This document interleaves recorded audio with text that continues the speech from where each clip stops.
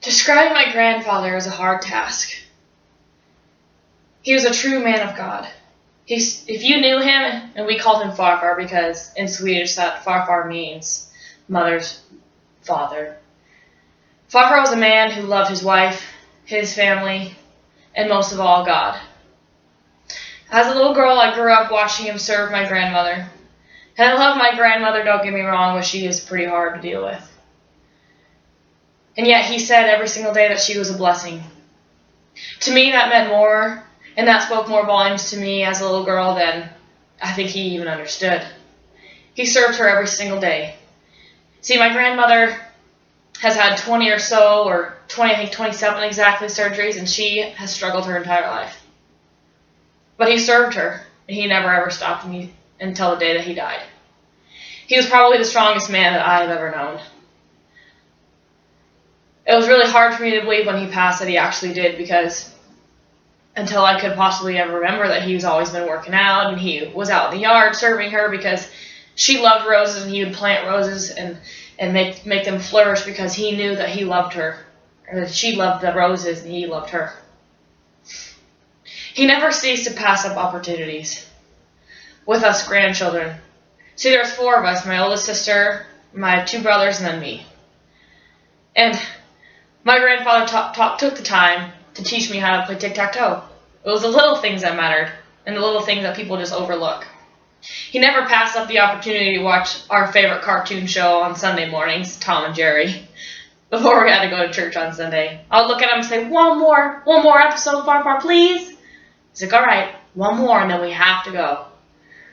See, he taught me so many little things. So many things as I was growing up to really take in the small moments and really enjoy life. I think one of my favorite memories is when they lived up in Seattle, and he just loved crab and he loved fishing and all those things, and he was like, come on kids, grab a couple buckets, let's go get some crab for dinner tonight.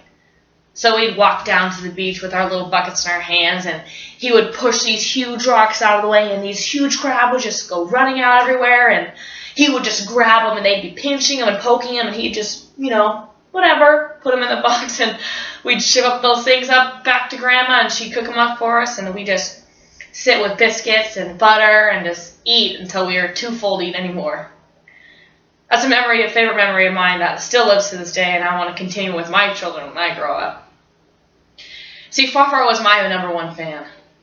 I can't think of a basketball game or a volleyball tournament or an AAU basketball tournament that he never went to. He even knew my stats better than I did myself.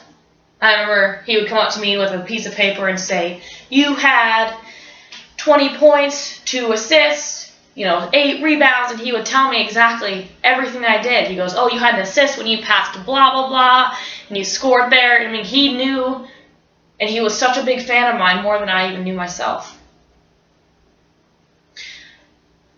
Not only was he an amazing man, but he was a warrior. He was in the Navy, and he fought for your freedom and mine.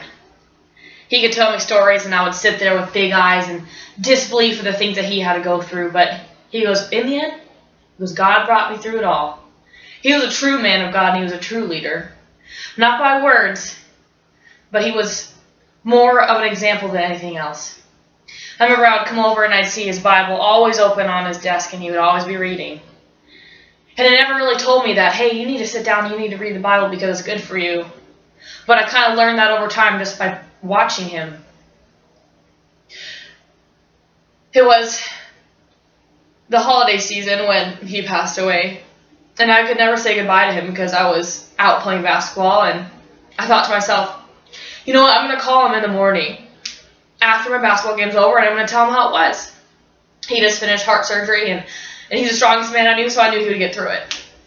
I couldn't say goodbye, but if I could, this is something I would say. And I wrote him a letter. Dear Farfar, you are an incredible man. I pray someday I'll find a husband like you, because what more could I possibly ask? You served me more in more ways than I could possibly imagine. Even when I was a little girl, I saw the way that you served her, and I couldn't believe how amazing you were. So someday I hope I'll be blessed enough to find a man like you. You mean so much to me, and you've taught me so much, and you've given me great advice even through my darkest of days. Even in the mistakes I would make, you would never judge me. You would just hold me and say, I'll pray for you. Because God can take you through this. I know He can. He's taken me through things that are harder than this. Even up to the day that you passed, I believe that you were the strongest man I have ever met in my life. Physically and mentally. I can honestly say that I miss you so much, and there's days to this day that I wish that you were still here. There are things I want to show you and things I want to tell you and people I want you to meet because I love them, and I want you to see them too because I love you, and I miss you a lot, Far, and I love you. And I'm so excited until I get to see you and hug you one more time. I love you so much, and I'm looking forward to the day that I get to see you and just be able to worship the Lord together in heaven. And I love you so much, and I hope to see you. And I hope that you can see this video. Maybe you're watching me from heaven right now. I don't know, but I love you, and I wish you nothing but the best up in heaven. P.S. Say hi to Grandpa for me.